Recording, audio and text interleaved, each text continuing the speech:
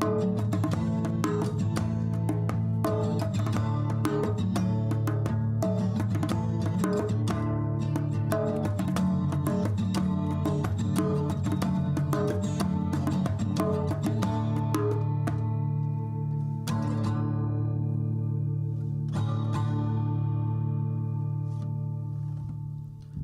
guys, this is Ian. Christian. And Patrick. Welcome to episode 6 of The Circle.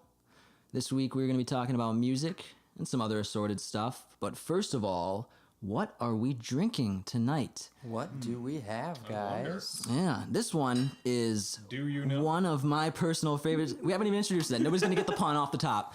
Classic this Christian one, right off the start. Tell us more about it. Oh, good God. Oh, my God. The whiskey is called Tullamore as evident by Christian's incredible pun abilities. Tullamore. This is actually one of my favorite whiskeys. It's just a blend, just a classic Irish whiskey. Really cheap. You can pick it up for like $20, and for how good it is and how smooth it is, that's pretty impressive in my opinion. Yeah, that stuff is definitely very smooth. It's my go-to. Absolutely, It's my go-to for every day. So I definitely recommend checking it out. Cheers, guys! All right, cheers, gentlemen. What you think? To a wonderful night and a terrible morning.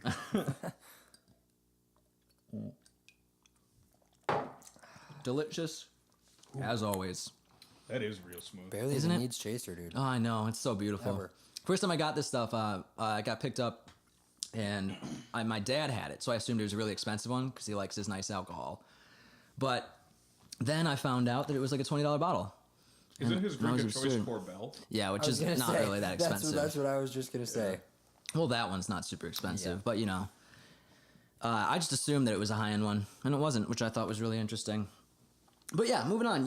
So the biggest thing that we're going to talk about today is music, and one thing that I really want to bring up is talking about pop music. We talked a lot about, our favorite musics last time we had one of these, and we really don't talk a lot about pop music. And I think there's a pretty good reason for that. None of us are really interested in it. Mm-hmm. But when it comes down to it, pop has changed so much over the years from what it was in even the early 2000s to what it's become now. We see this transfer of like soft rock back then to EDM based stuff. And, it's pretty easy to see the progression of why, because the stuff outside of pop music that was being listened to was that stuff. So pop music tends to mold and model itself after what's popular and what becomes popular. Well, it's kind of interesting that you bring that up because you see with the pop industry now, they're trying to blend so many things. It's like they're trying to cram all this stuff into one genre. Like the hip hop scene is actually morphing kind of in with pop as well. It absolutely that's is. what I was going to say. It's kind of like they just try to take a hip hop artist and to combine it loosely. with an EDM artist.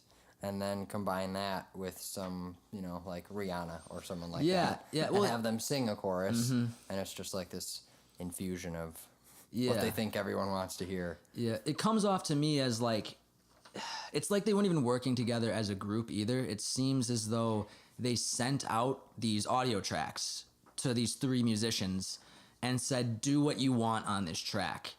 And then they sent them all back after the people decided what they wanted to do. And then an audio engineer had to sift through the mess that I'm sure it was. So it's like patchwork pop. So. Yeah, patchwork pop. That would be a great genre title, honestly. Yeah, right? I want to make some music and call it patchwork pop. I don't want to. An album called Patchwork Pop. That'd be kind of cool. Yeah, that kind of would be. But, you see a lot of this stuff, and they fall back on very, very standard tropes and kind of simplistic ideas. I mean, you guys have heard that Pharrell, is it Pharrell or Farrell? I think it's Farrell. Okay, so Pharrell Williams put out that song Happy, like clap along if you feel, like that whole shit. Yep.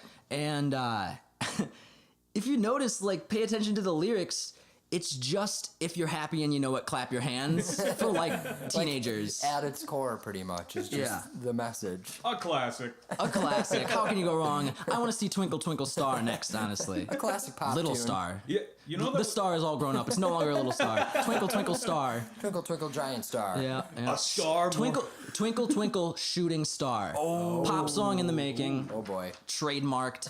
Don't come after it. I'll sue you into the ground. Sue you into the ground. Yeah. Sue you into an early grave. Yeah. Oh. That's definitely a thing I've heard before. Yeah, right. That song was actually written by, I think, Beethoven. Twinkle Twinkle Little Star. Oh yeah, when he was like 9 or whatever, right? Or it was like Mozart. Yeah. It might have been Mozart. It was one of those early pianists who wrote it when they were like really, really young. It was one of the first things they ever wrote. Wow, I didn't know that. It was either Mozart or Beethoven. Yeah. Fantastic. Beethoven. So you see a lot of these pop stars almost trying to emulate the success of past musicians. Oh God, that's so true. I mean, yeah, you look at Bruno Mars, and all I can think when I see that guy is how much do you want to be Michael Jackson? Right? How hard are you going to try to like push yourself into this role of the next generation's Michael Jackson? And I got to say, for pop music, it's well constructed, it's well produced, but that's just not really on him in my opinion. So much of this stuff just comes from the audio engineers and the production teams that are behind these albums. It's not necessarily an accurate representation of them and what they can accomplish alone by any means. Well, pop music, or a lot of things in the music industry in general, are just all about image. Yeah. You're trying to sell a person, not really a craft. I mean, I haven't seen it myself, and I probably never will. But do you remember back in school, Ian, when I don't remember who it was. I want to say it was Matt, probably, because it would make the most sense. He told us to watch the Justin Bieber movie. Oh, and that it was was all about how, like you're saying, Justin Bieber is kind of the image, and then it's the whole crew behind him that's like, I don't know, creating, making him a big pop star. Yeah. Well, and that's why you see on a lot of these artists, I'm not going to name names because I can't think of who I'm talking about off the top of my head, but a lot of these artists will sit in the room with the writers as they're writing and, pitch a line here and there so they can get writing credits on the album, and they get to go first because they're the actual artist, right? But really, when it comes down to it, they were just sitting in the room and kind of pitching half-assed ideas, while the people who actually know how to write stuff like Max Martin, and do you guys know who that is? I don't believe I do. Oh my God. I'm sure I know some of his work. If you're listening to this, just look him up. Just look up the guy who wrote every pop song. You don't even have to look up his name. Yeah. Because he's written everything. He wrote like all the Backstreet Boys stuff. He wrote for Britney Spears. He wrote for like I do know this guy. He wrote a bunch of stuff for Justin Bieber and Katy Perry and Rihanna, and he writes for all the major pop stars. Yeah. And dude has to be loaded as hell. I can imagine. He just figured out the formula, right? He just figured out the formula of how to pump this thing out over and over that falls back on these tropes. Yep. And I mean, speaking of tropes that are ridiculous, the whoops. I'm sure everybody's noticed. The whoops. Whoa, oh. Now put that to any song you've heard in the past 2 years. Yeah. 2 years. Well, yeah, it goes way back. I was just, a pop reference, 3 at basically. least. 3 at least. Yeah, it's gone back a long time, but it's interesting to me that they fall back on the same stuff. So it's repackaged version of that, plus like the 4-chord song, C, G, A minor, F, and you can just put those 4 chords together to recreate pretty much any pop song that you've ever heard in history. If you haven't, go look up Axis of Awesome 4-chord song. Yep. That is such a hilarious track. It is. Because it just proves that, this stuff isn't original.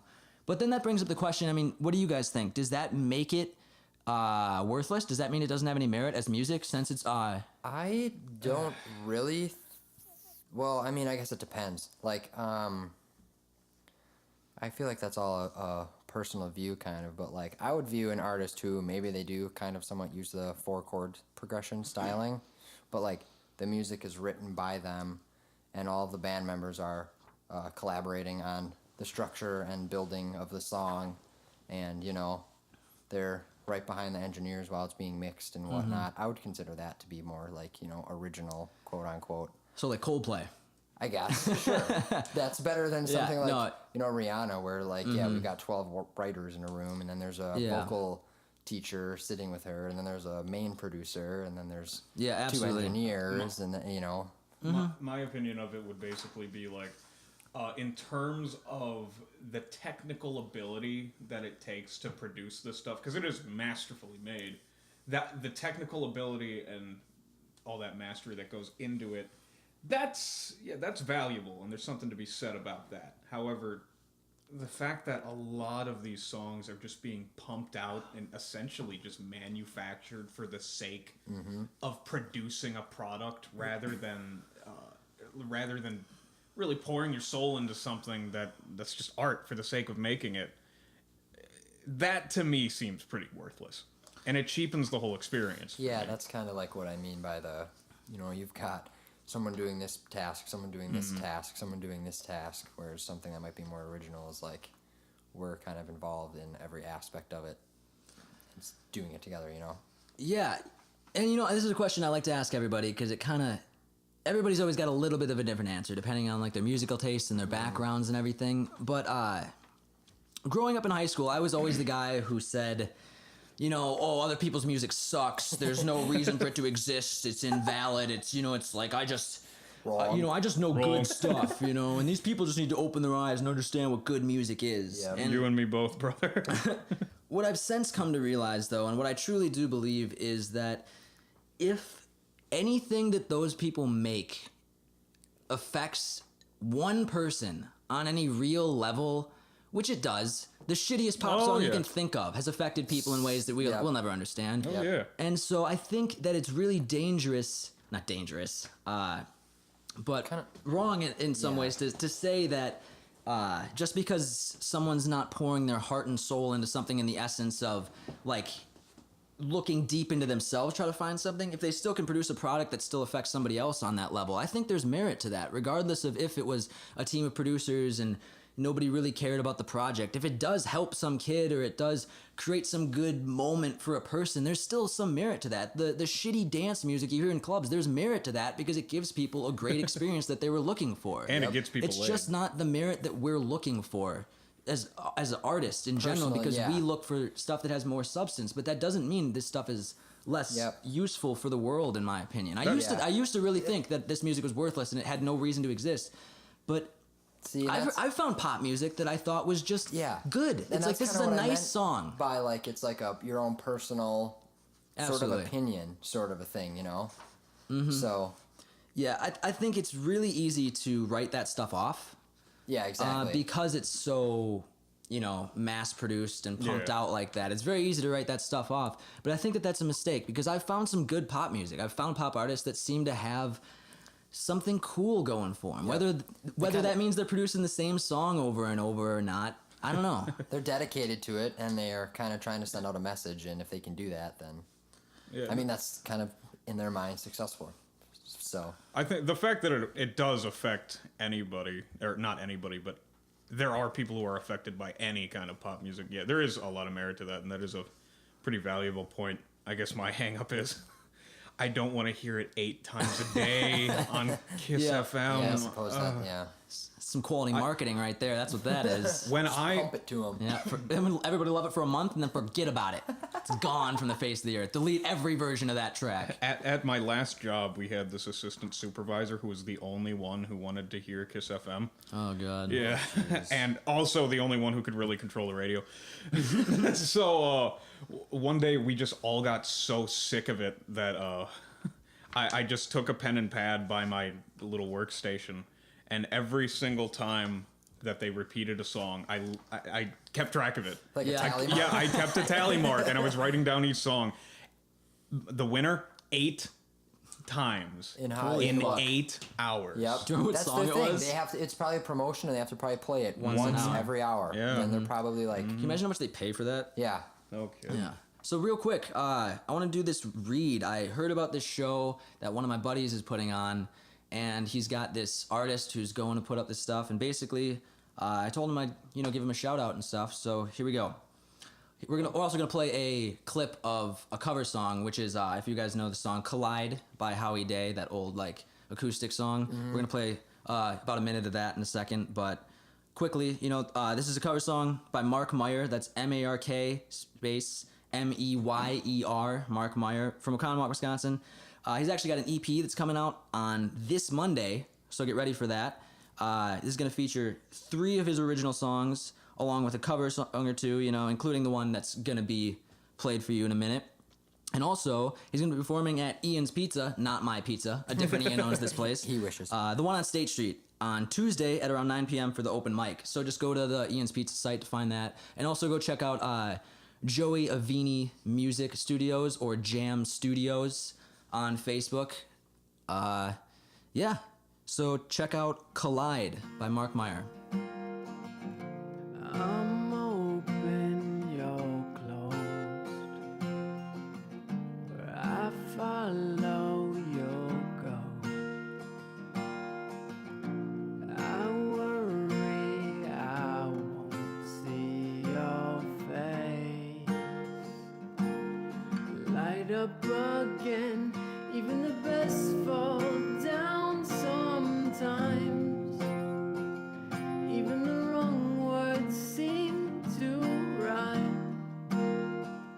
Out of the doubt that fills my mind, I somehow find you and I collide. That was nice. Yeah, it's pretty good. I like that song. I'd say that it's, if not close to, it's kind of on par with the original. Yeah. Yeah, You I know, like his vocals. this is what I'm talking about too. Like this generation of like pop music that existed that was so much more focused on instruments and actual like vocal capabilities. Like simplistic stuff like that used to be pop music as a like kind of a whole when I Yeah. was like in elementary school, but it shifted away from that.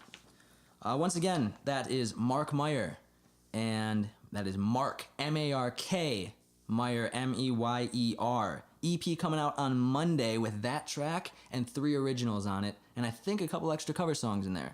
Be sure to show up at Ian's Pizza on State Street on Tuesday around 9 p.m. Heck yeah, guys. see It sounds him. like it'll be a pretty good show. Yeah. I think And so too. speaking of new music coming out, today the Shins have dropped a new album. The Shins. Remind me again who the Shins are. The Shins. Well, you may, maybe you don't, but Jack Mercer is one of the main guys in the Shins, and he's also in Broken Bells. I don't know if you know Broken Bells or not, but No. they're kind of a newer age band. But they are coming out with a new album called Heartworm, and this is the newest album since 2012, I believe. And they've released a couple singles, Name for You, Dead Alive, and Painting in a Hole. So I'm pretty excited to listen to that. Make sure to watch out for that guy. That'll be a good one. Painting in a hole. Painting? Now is that... Now let's just I speculate was like, here. painting a hole. Painting a Oh, hole. okay. painting a hole. Okay, painting in a hole. Someone had to speculate a little bit on what it would mean to paint in a hole. Is that a guy painting in a hole? Did somebody throw a painting in a hole? Are you? They threw a painting in a hole. Are you painting in some sort of orifice? There's lots of things that could be happening here, guys. man. Of course, that's where Ian's mind goes. Well, whatever. Like you guys weren't thinking it. I actually wasn't, and I'm supposed to be the guy with the shit joke. The shit jokes. You did it. Finally. So actually, what's kind of interesting about the Shins is with this new album. First of all, with any new album from any band, you kind of got to be like, oh, I wonder, are they going to keep it the same? Are they going to change it up a little bit? What's going to happen? Mm-hmm. And what's interesting about the Shins is me and the guitarist from my old band were talking about them a couple years back. And she told me, yeah, apparently, like, the main guy in the band, he essentially fired all the original bandmates. Really? Yeah, and, Whoa. and just, like, flat out replaced them. And she was, Really? yeah. I never heard this so before. that could definitely change the sound around. Yeah. A couple of the new singles, they weren't. I mean, they were still fairly similar, but they still kind of had like a newer. They sound more like programmed, I guess, if you know what I mean. Just like what's the word? MIDI instruments per se, I guess. Yeah. So I guess Wow. we'll see. When you take members out of a band and throw them in, you know, you get certain aspects of inspiration. And style Yeah, that that are just not going to be totally. the same. Yeah, Well, and you totally always you got to emphasize. wonder too. Like, was he the guy doing everything? Like, was it one of those bands where he was the band? Yeah. Well, apparently, okay, the last album, I can't remember what it's called, but it came out in 2012. He didn't do like a whole lot of production for that album, apparently. But the one before that and all the previous ones, he was kind of like, you know, in charge per se. The guy of driving those everything. Yeah, exactly. So he did all that.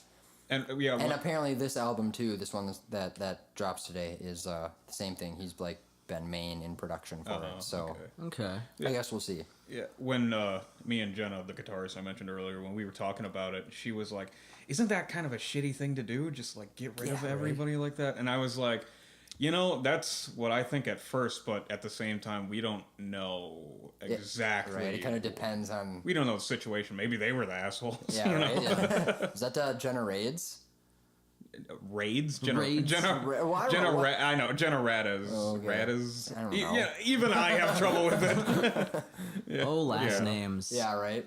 Ian Briggs. Ian Ridges, Christian Pickahart, Patrick. Pickhearted. Son of Jacob. Yours is just son of Jacob. There you go. Was this the People's Last Name podcast? Kind of weird, honestly. What is the deal with that? Son of Jacob. Is that really how that shit comes from? That is kind of. I never thought about that. My great grandfather's name was Magnus, and when he came in, then they made our last name Magnuson.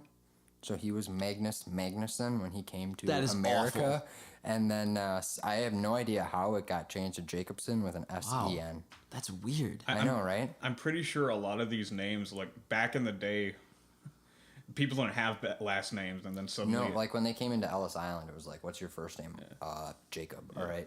And You're then Jacob's son. And that's people, like literally what like son means at the end. So is Smith, because there were so many blacksmiths back then? Who knows? I was just about to go into this, because back in the day they'd be like, "I'm Jacob, son of Jacob," I guess. Yeah. And like they'd be like, "Okay, now you got to pick a last name. What do I do? I'm Cook. I'm Smith. Yeah, that's interesting. Yeah. Rogers." I just That's never not a thought about profession. like the son, like a suffix, I guess, for that stuff. Yeah, 'Cause apparently that's like where that suffix. kind of came from. Johnson, son of John, was like kind of. Wow. Isn't that weird? Interesting. Yeah, sidetracked a little bit, but I just that got me right. I was like, wait a fucking minute. Random history topic. Welcome to the name show. Yep. Where we name names. So did you guys see what I posted on the Facebook page this week? That was that freestyle video. Yeah. Who was that chap I again? don't think I That did. chap. The young lad. Yeah. That was his name is like Harry Mack, and I'm sure you can find him on YouTube if you want to find the video, or you can actually just go to our Facebook page because it's on that. And I will put it on there because I'm always really interested in this idea that's kind of been changing over the years, and it's the idea of what it truly means to freestyle rap. And in the 90s and in early 2000s, it had a very definitive, singular definition. There was one definition for it, and it meant off the dome, just saying stuff and not writing any of it down and not knowing what you're going to say going into it. Spit it out. Get it out quick. Yeah, but it seems to have been co-opted lately by modern rappers who don't have the ability to freestyle, but still want to say that they're freestyling. Frankly, a lot of these rappers don't have the ability to rap. Yeah, Yeah. But the freestyles are embarrassing. If you ever get the chance, go look up the Kanye West freestyle on Sway in the Morning. Does he even freestyle? He kind of refuses to. He attempts to. He's so bad. The So Lil bad. Wayne freestyle as well. Oh yeah. So yeah, it's fun if you want to go down a rabbit hole of people making an ass of themselves and proving they How have much no auto-tune real do they talent. use on Lil Wayne? Oh my god. Jesus. So much the computers break down. Oh god, But- during the Lil Wayne one, he's like, wait, turn the music down. You gotta hear this.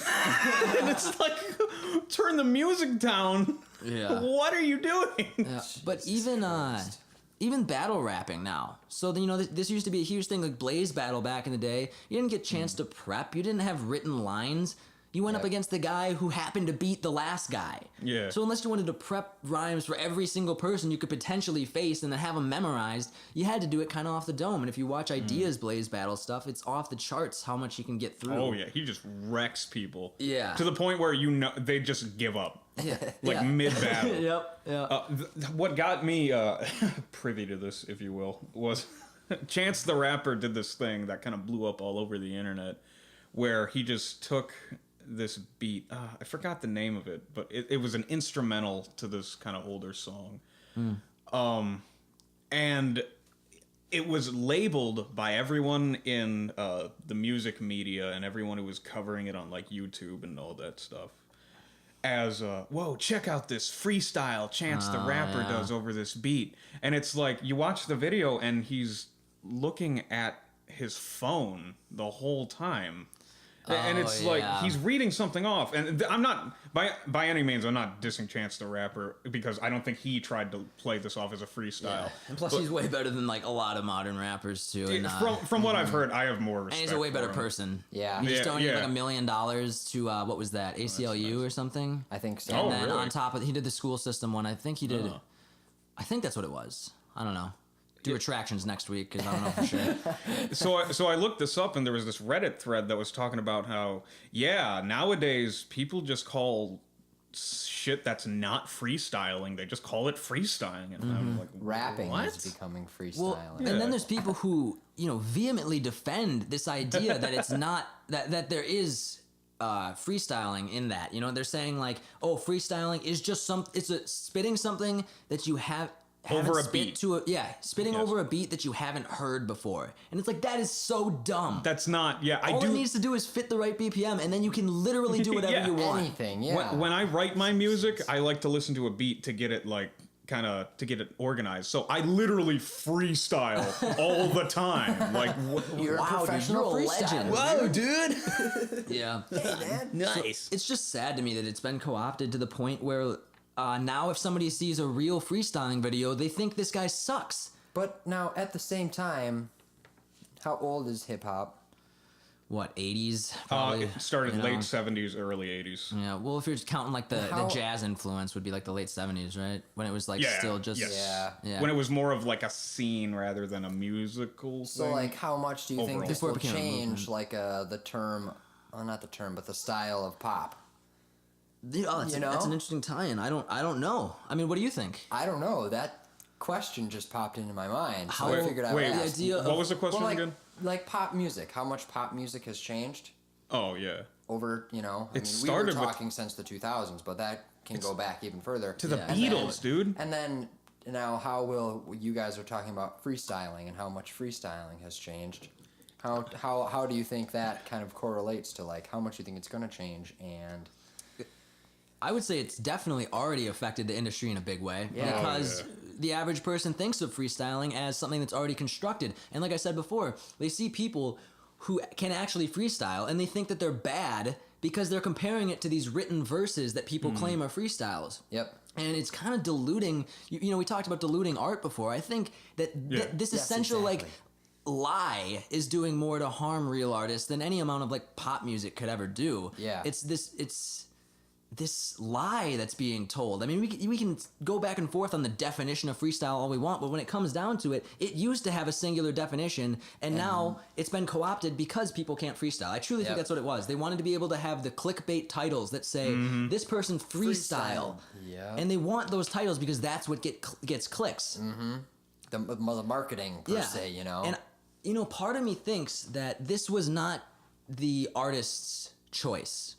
Part of me really thinks that this was from a PR standpoint that people started doing this. I can see They that. said, you wrote a new verse, go on there, nobody's ever heard it, call it a freestyle, you'll be fine. Yeah. And I really am not certain that you can place, or that we can place all this blame on the artists themselves, because I think that there's, like we said, there's so many other aspects that are deciding how these people interact with their communities that it's hard to place all the blame in them and say, oh, they wanted this, They did it themselves or something, So, then it always falls back on it's kind of just the industry being shit all over again. Yeah, I can definitely see a PR person concocting Call it that freestyle. scheme. Yep. I mean, that's...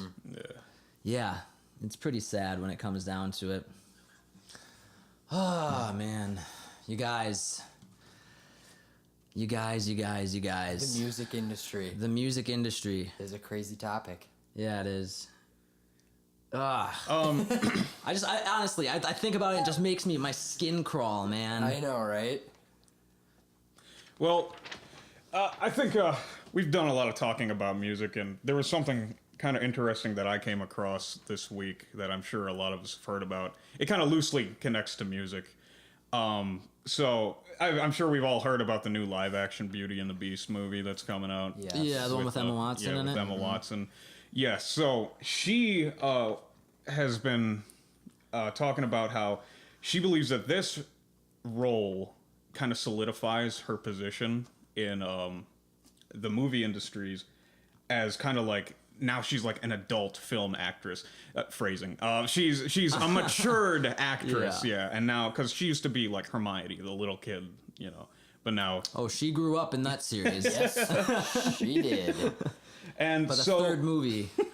as a means, I was that age too. It's not creepy. Ian's dream wife. Okay, Milo. Ooh. Oh man. So in order to kind of like get that point across, she did a photo shoot for Vanity Fair. Where, yeah, it's where she did a couple quote unquote tasteful nudes. And this is They definitely weren't nudes. No, they were not. This is so funny because, like, I think it was on the cover of Vanity Fair. The quotes were like, "Raciest photo shoot we've ever done." Yeah. This is not your mother's Disney princess. Oh my god. It literally says that on there, and I saw it. That like goes against everything I feel like she wanted to present to as like this Yeah. eloquence of like tasteful. Hasn't she kind of always aspect. been like that? That's her whole thing. Yeah. Oh yeah, That's yeah. what I always respected She's her not more like, than a lot not of like these. a classic Hollywood star. No, kind of. not at all. Actually, she's actress. she's a fucking really cool person. Really smart, She's too. super smart, and she's I'm just hoping she's listening. Emma, are you out there? here's my number. Here's my number. 8675309. Wow. Okay, so a lot of people looked at this and they looked back at this 2014 interview that she had where she was talking about Beyonce. Okay. Yeah, and this is where it ties back to music a little bit. She was over at a friend's house watching a bunch of Beyonce videos with her friend, and she was like, she felt conflicted about this because she's actually a really prominent, like, feminist thinker. Yep. Right. I've definitely seen her at a bunch of those meetings and stuff. Yeah, and she was basically, she was looking at the video and she was like, you know, I feel a little conflicted.